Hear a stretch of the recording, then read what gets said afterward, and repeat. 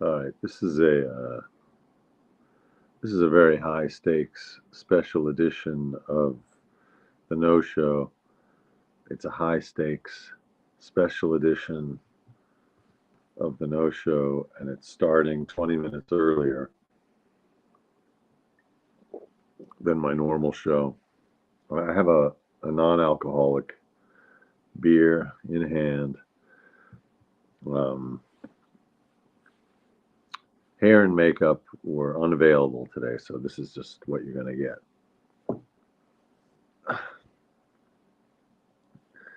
I had to, I was asked to shave for the show that we shot on Thursday. So that's what happened. So I don't think I had shaved, like totally shaved for a good couple of years. So that was something.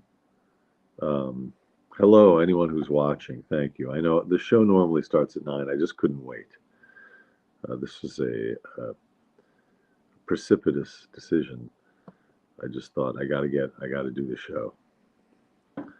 Um, I want to talk about a couple of things tonight. I'm not going to be doing any music. Normally, I start with a song, I end with a song, and I do a song in the middle. Maybe a couple of songs in the middle. Hildy, you want to come here and say hi? Hildy. All right, so here's what happened. On Tuesday, I drove up here, and then when I got here, I got that note that I had a job on Thursday. I had to go back on Wednesday for a costume fitting. So I drove up on Tuesday, back on Wednesday, did the job on Thursday, drove here again on Friday. So I did this drive 3 times in 1 week, which I don't think I've ever done before. It's a lot of 292 miles. So that's, you know, that's a lot of driving. Hildy did it with me. Thank you, Hildy. Oh, hey, Dad. How you doing? It's hardly heroic, but I just wanted to make it back here. So, what I wanted to talk about tonight, apart from my job, that on the subject of the job. So, they have these strict rules with these TV jobs as far as not revealing anything. They don't want you to basically post with social media. People started posting photos from the job, and the networks don't like that. They don't want any information revealed about the shows before the shows come out because they want things to be a surprise and they want to control the flow of information, like a lot of organizations do. Hildy, come say hi. So they're very strict rules, which everybody knows about. So you don't post photos from the day of the shoot. Hildy, say hi. Come here. Hildy, come on. Come. Ah. So you don't. Oh, she just had a drink of water, so her face is very wet. By the way, I got her a harness today that goes around her chest and her shoulders, which has a little kind of mechanism on it. So when she pulls, it gets a little bit tighter. Hildy, don't start barking. Come on, we're doing a show now. It's like a sort. It's not a choke collar. Hildy, what are you doing? I don't know.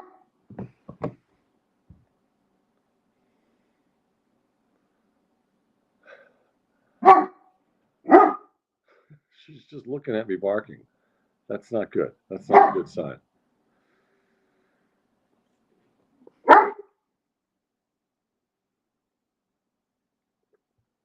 Let me give her a toy. Let's see what's going on.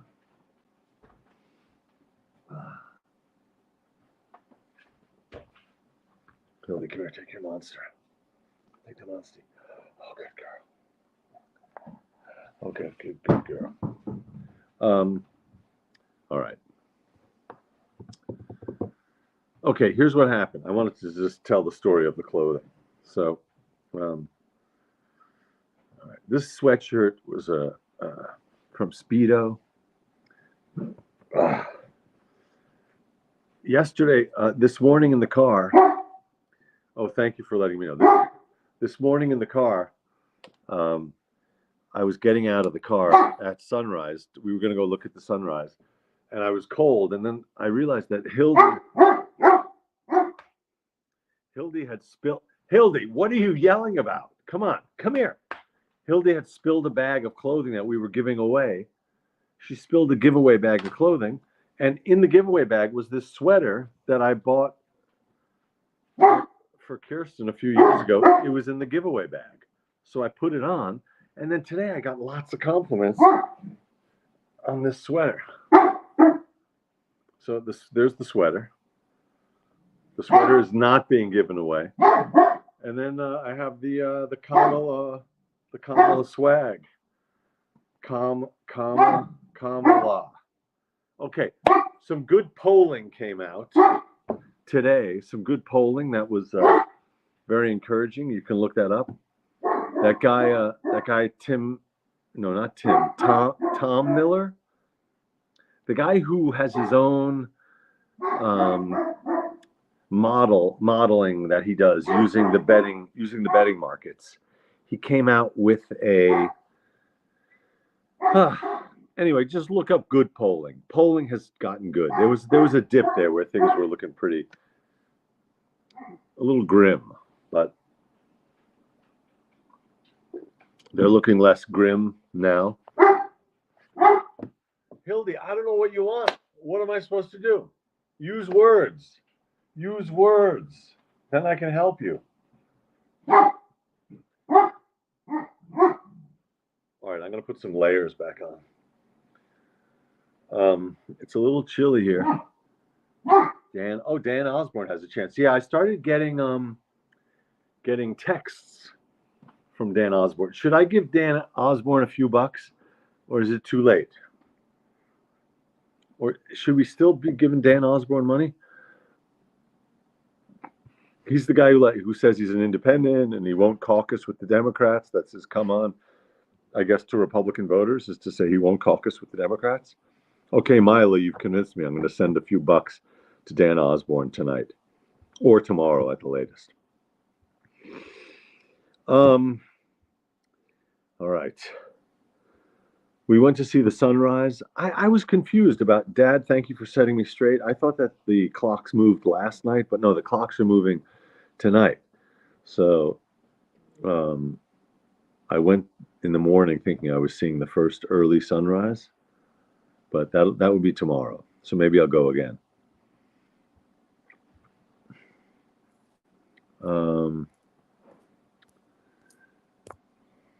Oh, this is what I wanted to tell you.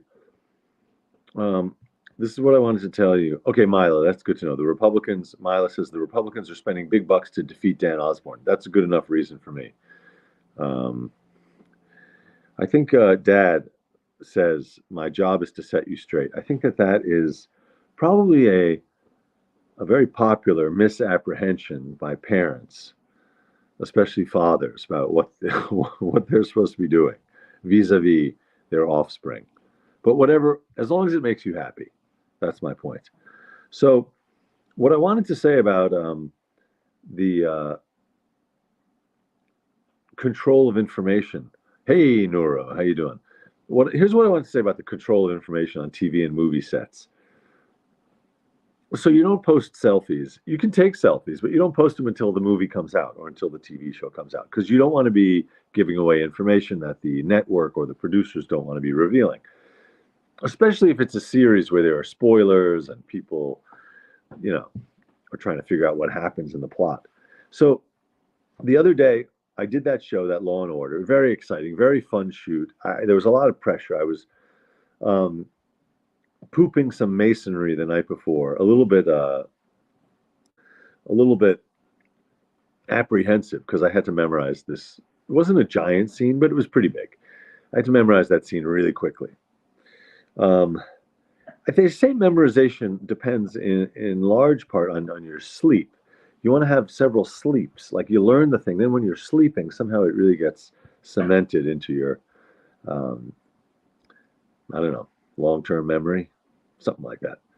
So I only had really one sleep on it, which was not ideal, but it worked out. But in any case, So I posted something on social media thanking my managers for the job, and then in a comment I wrote what it was. I said what show it was and what episode it was. And then my agent wrote to me and said, "Oh, you got to take that down." Someone, um, someone, it turned out a casting director spotted that I had named the episode, not the name, just the number, and so they wanted me to take it down. Which is, to me, it seemed like hypervigilance, because if the idea there is you don't want to reveal any information, I was revealing no information other than this, that this particular episode existed, and that wasn't news. You know that this season has X number of episodes in it. I guess the one thing I was revealing was that I am in that episode. So yes, JX. That was um, the colloquialism I was avoiding exactly. Um, anyway, so I took it down, and I had my agent extend an apology if anyone was. Yes, Neuro, the price of fame. Yes, to overstate it in the extreme. Um, I don't know. I don't know who would be worried that, but in any case, that's it. You want to not post anything about these things until the show comes out. So I will, when the show comes out, I will alert you to it, because it was a very fun. It was a fun shoot. It was a fun part. It was a fun cast. It's fun to be in that universe of Law and Order. In spite of the fact that part of me rebels at the idea of participating in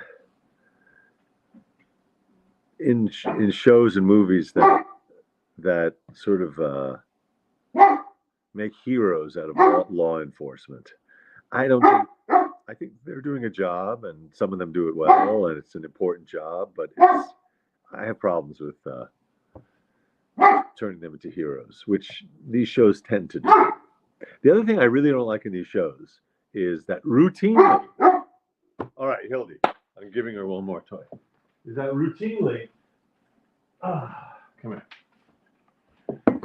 Routinely, when you see them arrest someone, and I decided after I did the show, I just went back and watched episode 1 of season 24, which incidentally, there was a scene in the middle of it I was familiar with, and I realized I had auditioned for that scene. The episode is called Catch and Kill. Catch and Kill is the name of the episode, and it's good. It's very entertaining. But of course, routinely in these shows, they portray police committing a crime, actually, of treating suspects in physically violent ways. So there's a moment early on in that episode where they're chasing a guy who, I think the idea is that he is in the country illegally, so he runs away just because he's worried about being deported, but he's not actually connected to the crime. But the way they grab him and shove him up against the wall and arrest him, that's I believe that I don't know if it's a crime, but it's certainly overzealous use of force in policing. Also, I noticed that these guys draw their guns when they start running. So the guy runs, and they immediately pull their guns out and start. You're in a crowded space. You're pulling out a gun. I don't know. It makes me uncomfortable that the cops are the good guys while also being portrayed acting violently. They shouldn't be violent. They shouldn't be menacing. They should do what their job is to protect. That's it, to protect, not to aggress, not to assault, not to intimidate.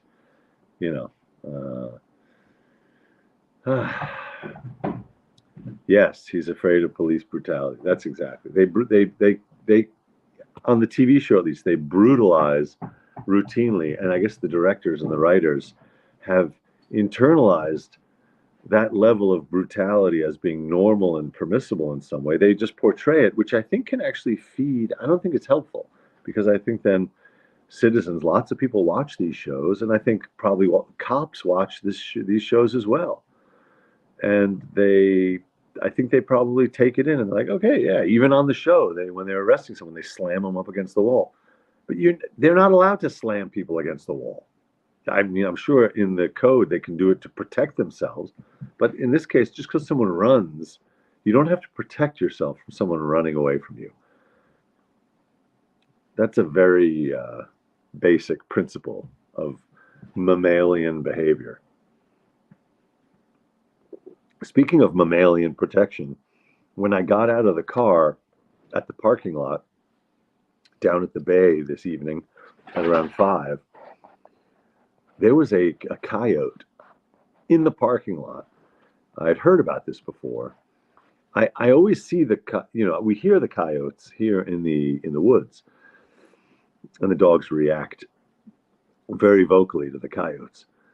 But I had heard that they hang around at the beach or in the parking lot. I'd never seen it, but this one was it was pretty amazing. It looked like the size of Gordamonts, like a 50-pound, maybe a 45-pound, shaped like a German Shepherd, kind of sandy color. I took some photos of it. It's just standing there in the parking lot, just standing there. And I was thinking, man, this animal must be hungry.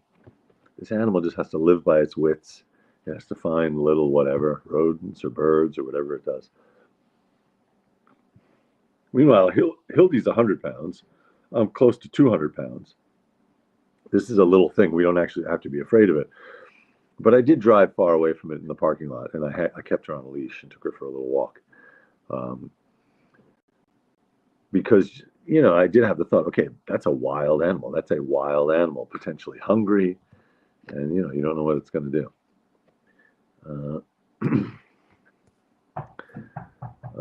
Thank you, Mila says she appreciates the conversation. Thank you. I appreciate you, your eyes and your ears. Neuro Geezer says Dick Wolf is pro-police. Well, I would say, he's created this vast universe. It's run for 30 years, this universe of these police shows. My other idea regarding these police shows, I think I've spoken about this on the show before, and it's something that I wanted to do a joke about and never formulated the joke properly.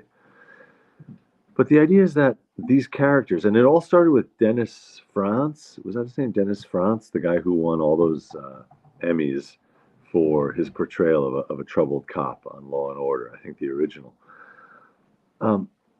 These guys are so troubled, and they're haunted. They're tormented by their work. They bring their work home with them to the extent that they can't function, that they're broken. They're broken by their work. And I always think when I watch a show where cops or lawyers or doctors are doing that, all I can think about is that actual cops and actual lawyers and actual doctors, they do their jobs and then they go home for the most part. Then, they're not really worried about that patient or that whatever when they're not at work. They're just like, okay, that's my job. Now I'm home. Now I have to worry about taking out the garbage or whatever. Oh, that was NYPD Blue. Thank you, Jay. That was NYPD Blue. Sipowicz. Oh, did Sipowicz have a great ass? That's what JX says. Or maybe, was that a famous line of Sipowicz that he said something about someone's great ass?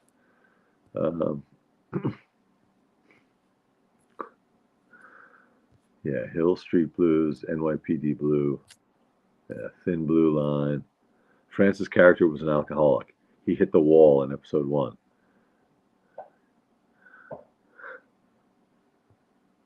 Oh, and Hipowicz.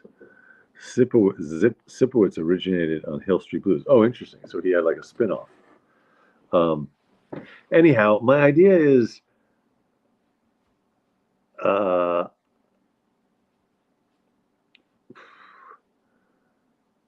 TV cops are tortured by their work. TV doctors and TV lawyers, TV district attorneys, their personal lives fall apart because they just can't.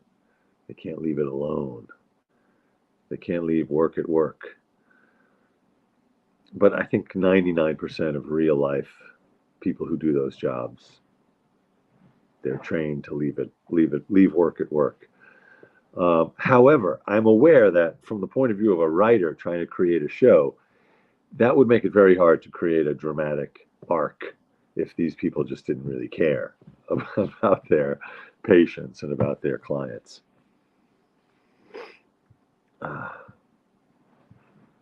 Oh, that's good to know. Neuro says we weren't meant to admire Sipowitz's brutality. Um, okay, I got to go back and watch that. Barney Miller to me was the pinnacle of precinct shows. I loved Barney Miller. I loved Wojciechowicz, Hal Linden as Barney Miller. That was a fun show. AJ Soprano became a delinquent. Oh, the kid, right? The son, he had some legal problems. Um, anyway, that's my little thesis. I had my head up my job when Barney Miller was on. Oh, interesting. Okay, so you couldn't watch it. You were too busy. Boom, boom, boom, boom, boom, boom, boom, boom, boom, boom, boom, boom, boom, boom, boom. I think that was the theme song. It had a really great bass riff. In fact, the theme song was a bass riff. Hey, Hammerhead, how you doing? If you're tuning in late, I had to shave for my job on Thursday. Since I played a character, I can't say and I won't say what kind of a character, but the director wanted me to shave. That's what happened.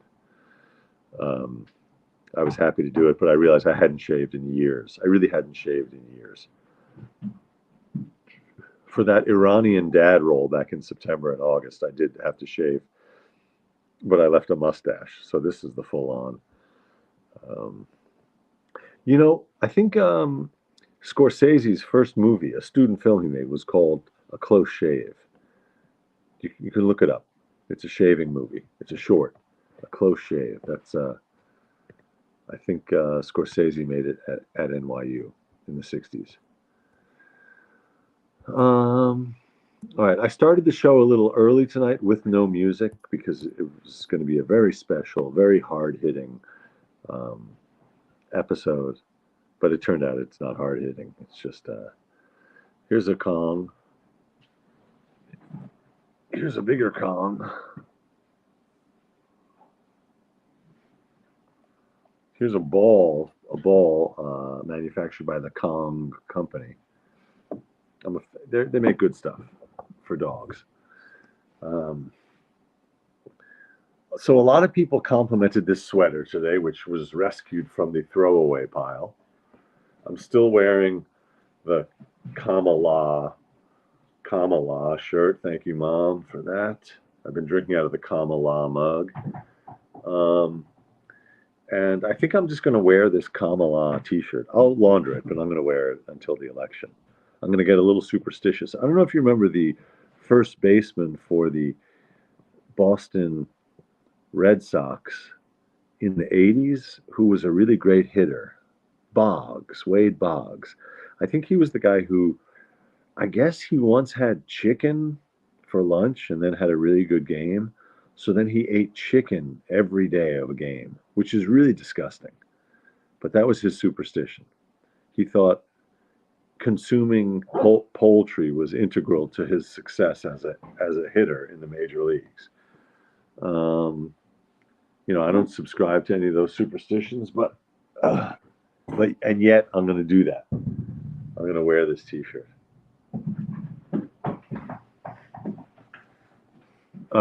Clausthaler, I recommend it. Delicious beer. I was talking to a bartender the other night when I went to see that comedy at National Sawdust, and I asked him what kind of fake beer he had, and he had something I think it was called Axe, and it was actually pretty good. But I mentioned that this was my favorite. He hadn't heard of it, but Clausthaler. If you're looking for a fake beer, if you're looking for all of that beer flavor and none of that beer fun, Clausthaler.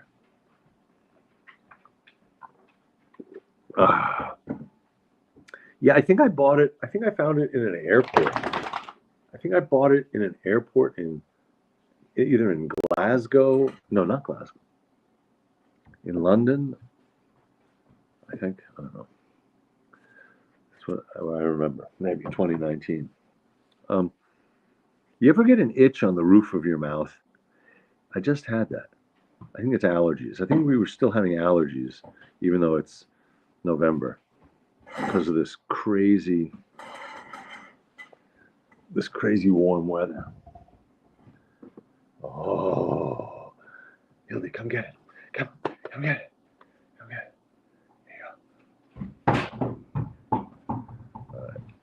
Drinking ginger ale kombucha, all the fizz without the cola. Oh, that can be rough. That kombucha stuff. Hello, and without the e. Yeah, kombucha can be a funny flavor, I find. Kombucha is one of those things that I want to like. It's like meditation. I want to do it, but I can never get consistent with it. Kombucha. Squats, another thing. Squats. Got to do squats. Got to start working out again. I've had a pretty lazy couple of months. Gonna get in the water tomorrow. Gonna swim. Yes, gonna swim in the bay tomorrow. Yesterday I couldn't do a show. I was really wiped out from having done this. Basically, it's a 300-mile drive. Having done it 3 times in 4 days, I didn't have any energy last night to do the show. Ethan says, that sounds like a Seinfeld kind of question. Ever get an itch on the roof of your mouth? How about why? Going to go to the pool. Okay, very good. And I'm curious where your pool is, what kind of pool it is.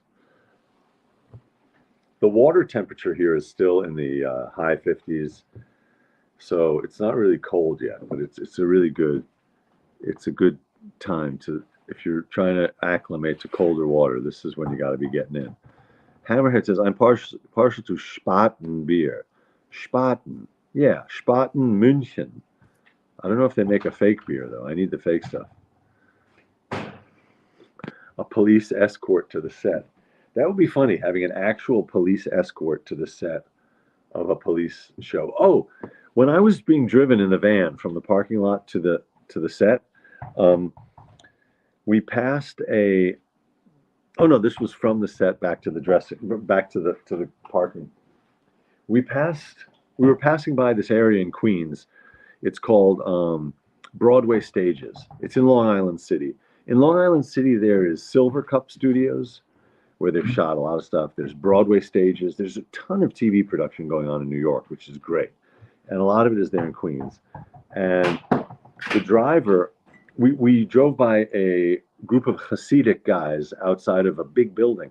And I said to the driver, I was like, are those TV Hasidic guys or real Hasidic guys? And we both realized instantly that they were real Hasidic guys. And the way I could tell is because, they're payas, they're side curls.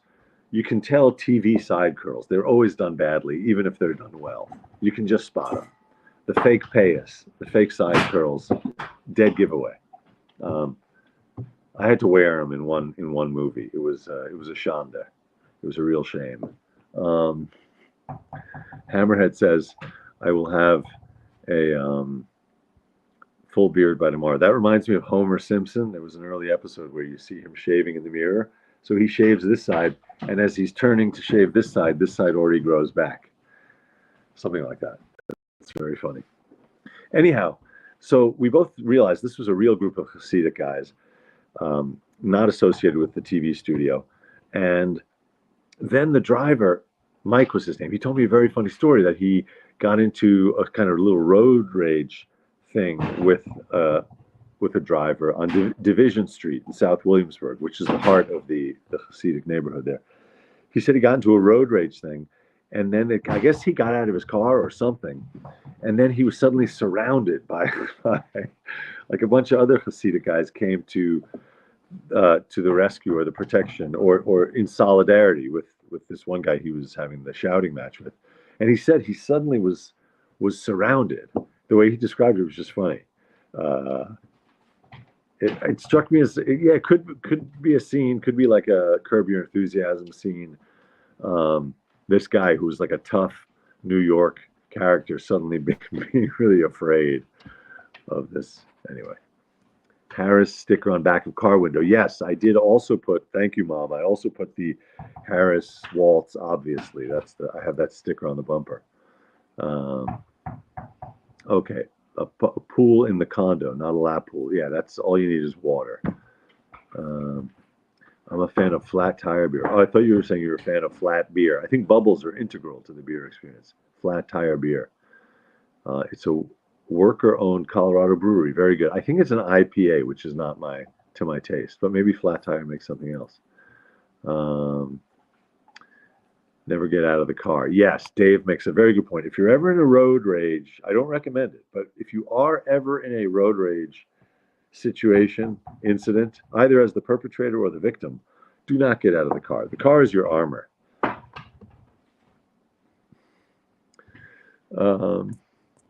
Too much vandalism in my area for stickers. Well, Hammerhead, that's what I was thinking also, because I remembered, and I mentioned this the other day. I felt like I was jinxing things by putting on a Harris bumper sticker, because the only time I remember putting on a presidential candidate sticker was Kerry. And I remember walking out of my apartment right after Kerry lost. And we knew we knew the night of the election that Bush was getting a second term. So I went out around midnight and I saw that someone had ripped the sticker off of my bumper in an act of, I think, sticking a thumb in my eye. That Flat Tire makes not just IPAs. Good to know. I'll check if they make a non-alcoholic one. All right. Well, we have gabbed. We have,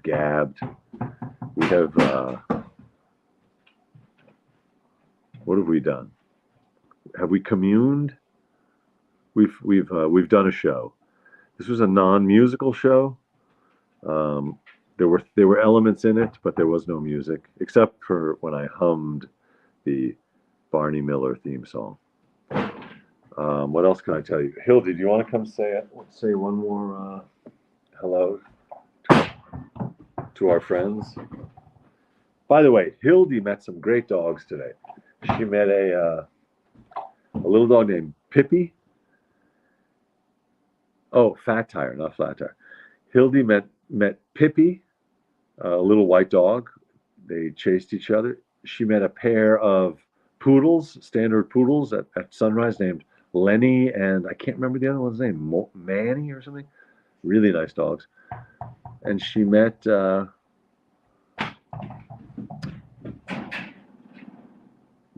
she met some other dogs. I have a bunch of photos from today. I'll share them. Oh, and I'm gonna put my project to do a dog photo book. Thank you for the encouragement, Dad. That's an idea that I floated in the past. I got to get that done. I have 15 years of dog photos. Some of them I think people would enjoy. Okay, that's the show. I'll see you tomorrow night. Oh, a close African was pulled over right from suddenly 3 piled out of her building and cops or so. Oh, yeah, I remember that story. Yeah. Yeah, I mentioned to this guy, Mike, this driver, that I once got into a little fender bender in Hell's Kitchen, and the cop pulled up, and I was totally in the right. The guy had actually backed into me, but it didn't look like that. But that's what happened. But the guy got out, started lying about what had happened, and then a bunch of people piled out of the restaurant where this guy apparently was one of the family owners, and they all suddenly started lying on his behalf. So I was sunk, even though I was telling the truth, and I was not at fault. Suddenly, there was just a group of people who just instinctively started taking their friend's side, which people do.